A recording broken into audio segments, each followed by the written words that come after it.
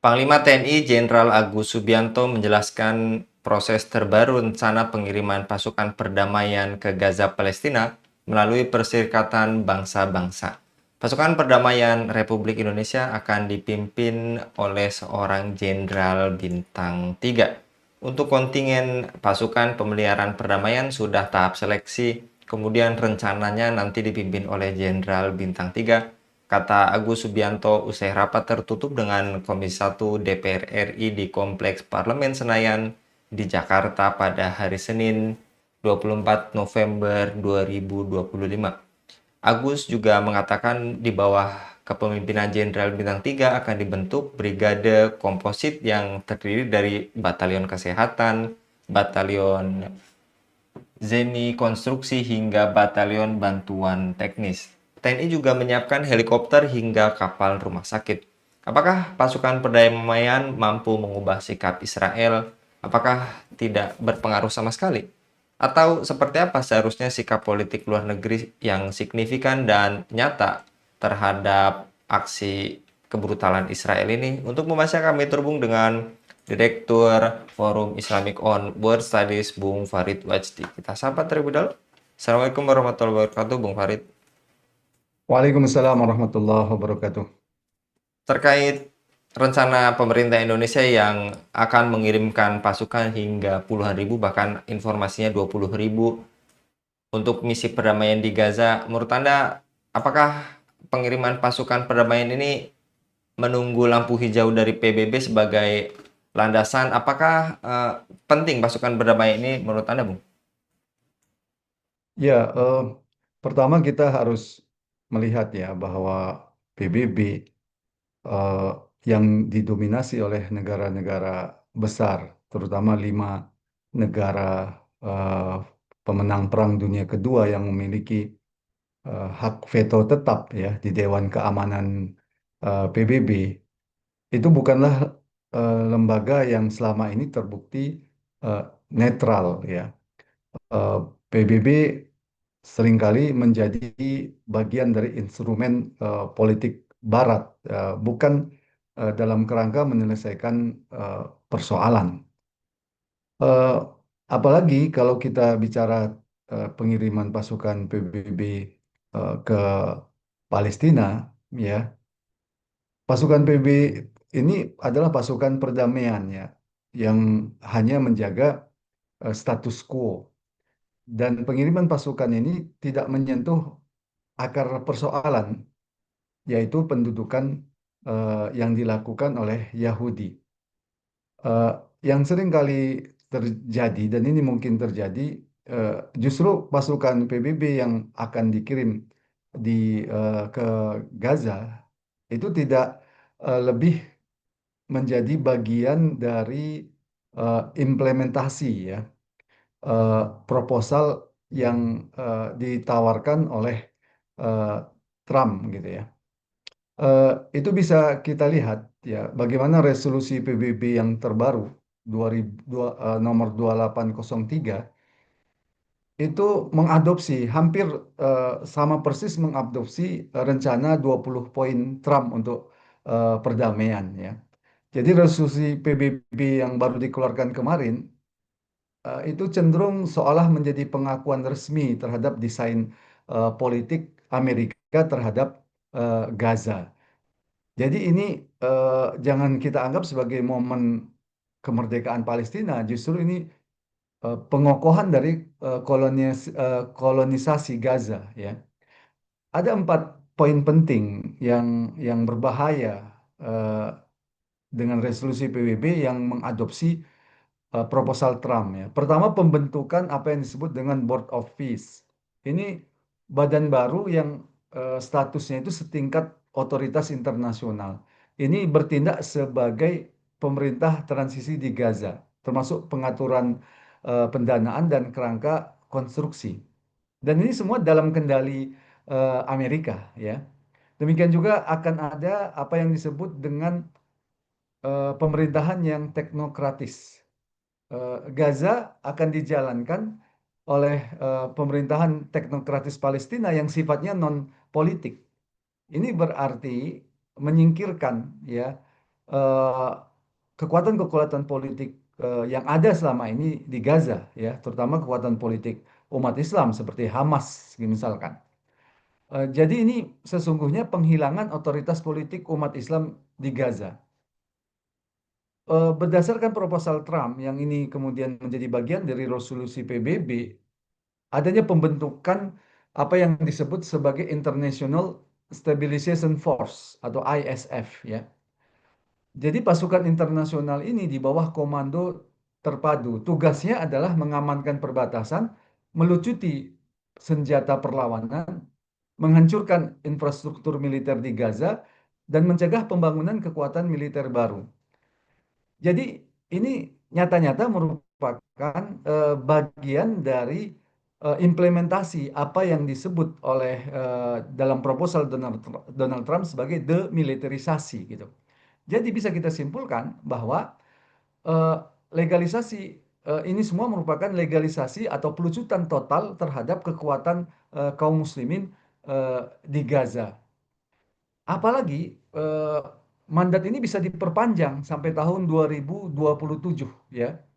Eh, dan meskipun ini tergantung kepada keputusan Dewan Keamanan PBB, artinya apa? Ini semacam perwalian jangka panjang atas Gaza, ya. Jadi alih-alih pengiriman pasukan perdamaian ini akan menyelesaikan persoalan, justru akan mengokohkan, ya, kolonialisasi yang dilakukan oleh entitas penjajah Yahudi dan itu dilegitimasi oleh PBB.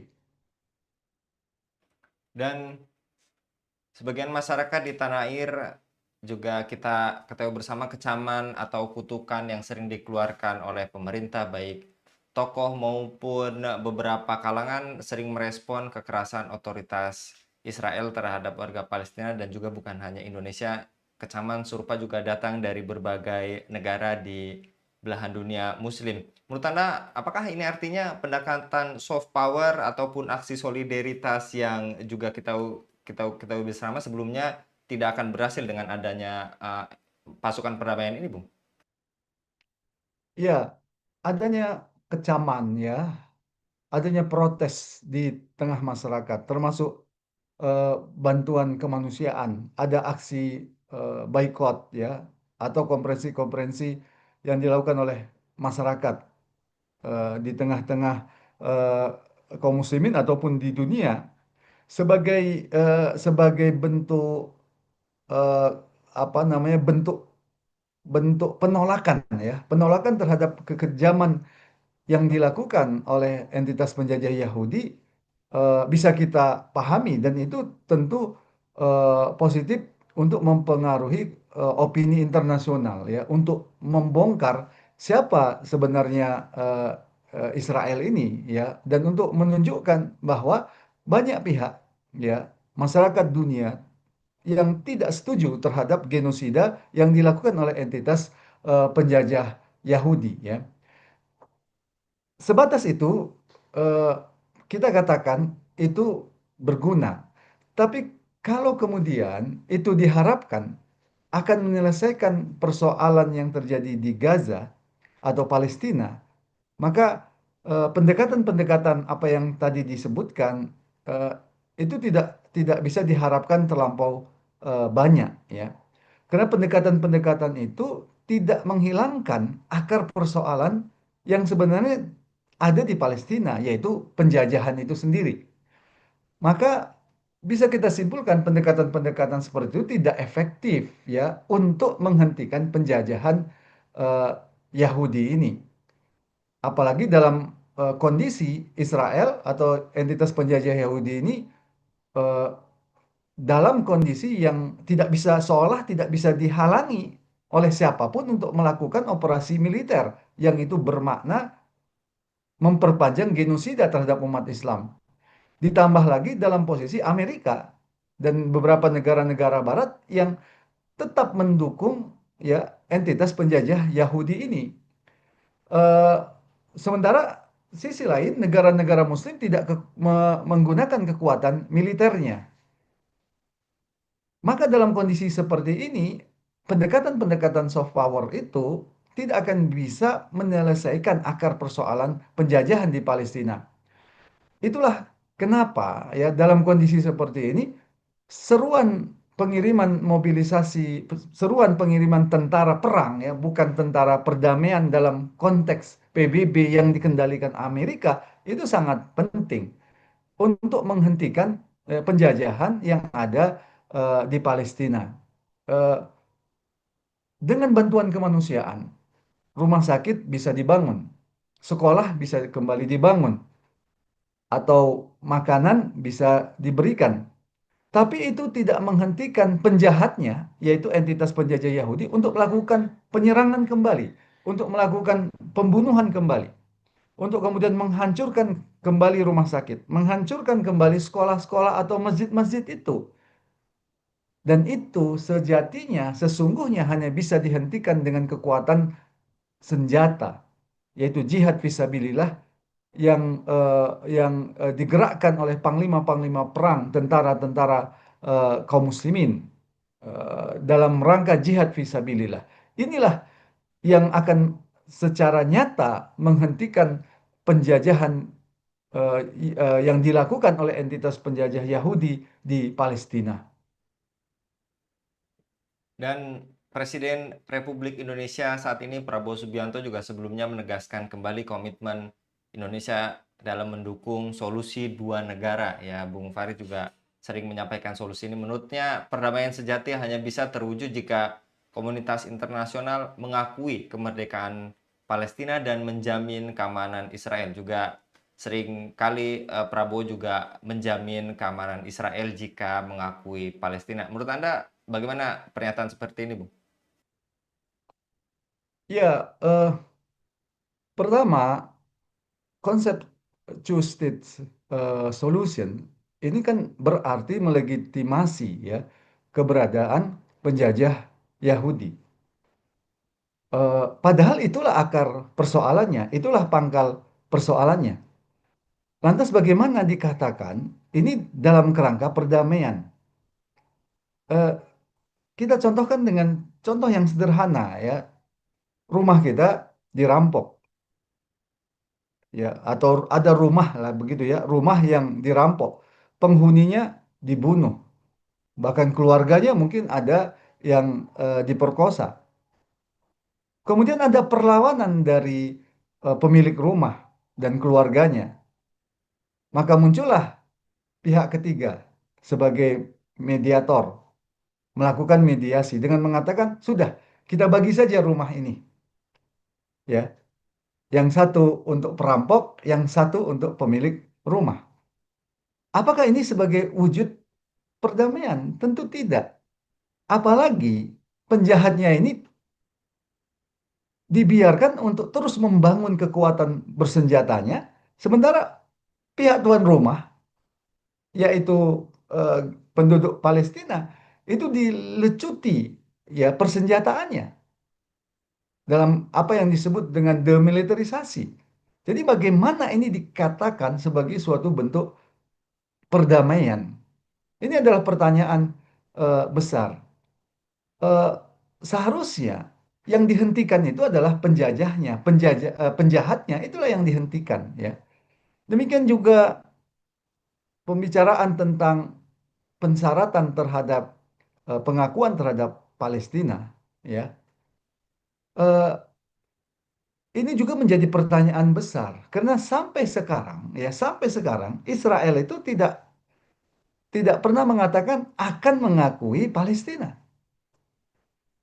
Amerika Serikat juga sampai saat sekarang ini tidak serius untuk mewujudkan apa yang disebut dengan negara Palestina itu. Meskipun tentu saja kalaupun negara Palestina itu berdiri adalah negara Palestina yang dilemahkan.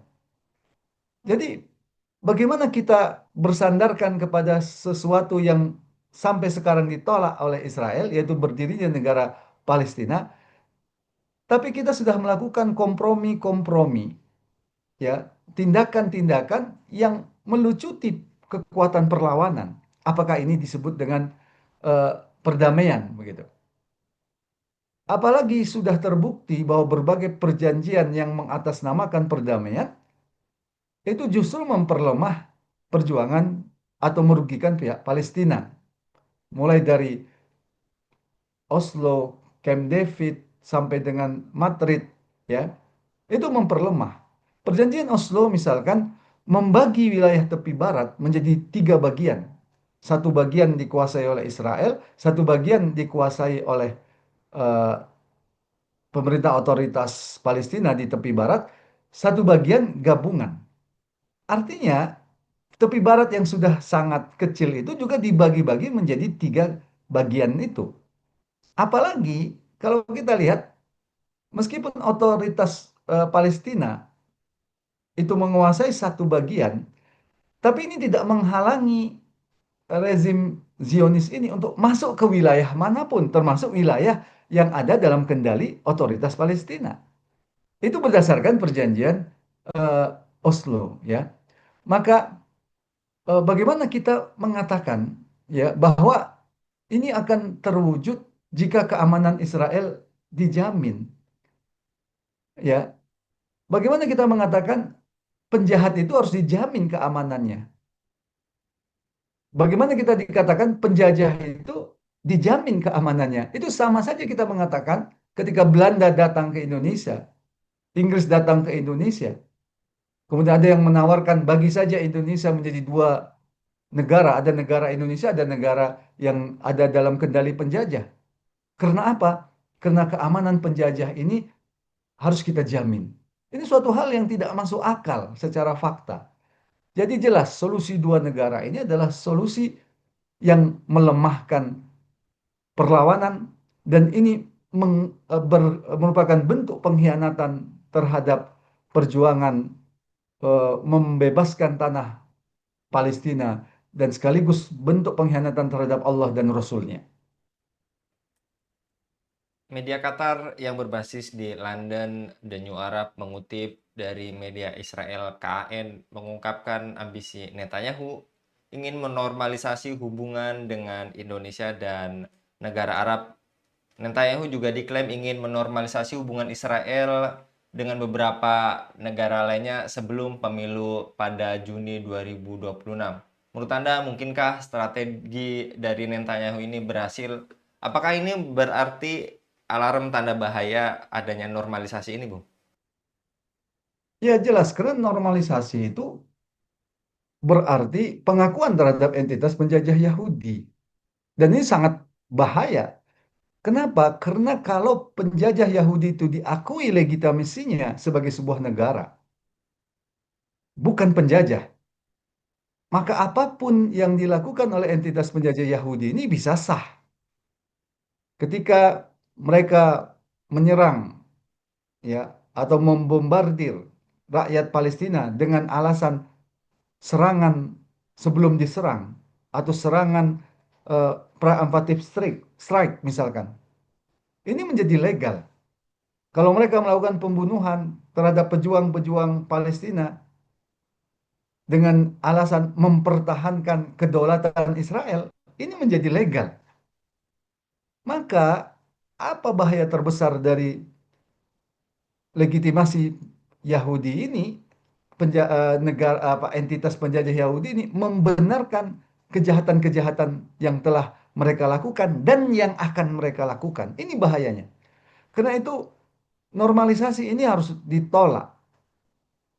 Yang harus dilakukan itu bukanlah mensyaratkan pengakuan terhadap negara Palestina yang secara bersamaan juga berarti pengakuan terhadap entitas penjajah Yahudi. Yang harus kita lakukan adalah pengusiran penjajah Yahudi dari tanah Palestina dan mengembalikan tanah Palestina ke tangan kaum muslimin yang menjadi pemilik sah dari tanah Palestina yang diberkahi Allah Subhanahu wa taala. Dan itulah yang diperintahkan oleh Allah kepada kita. Wa qatilu fi sabilillahi allazina yuqatilunakum. Perangilah di jalan Allah orang-orang yang memerangi kalian. Baik, Masya Allah. Jazakallah sekali lagi Bung Farid untuk semangatnya. Walaupun ini sering kita ulang-ulang ya Bung Farid sampaikan perihal solusi dua negara. Bung Farid pun juga sering menyampaikan perihal tadi pemisalan dua negara ini Semoga kali ini juga ini didengar oleh para seluruh pemangku pihak, baik pejabat maupun dunia muslim lainnya, bahwa solusi dua negara ini bukanlah solusi, tapi yang tadi disampaikan Bung Farid ini hanyalah legalisasi terhadap penjajahan yang ada di dunia. Jadi kalau sekali lagi Bung Farid untuk paparannya pada kabar petang kali ini. Demikian pemirsa Elava News, dukung dengan subscribe, share, dan like. Semoga menjadi kebaikan bagi kita semua di dunia dan di akhirat. Saya Anggi Suara undur diri. Assalamualaikum warahmatullahi wabarakatuh.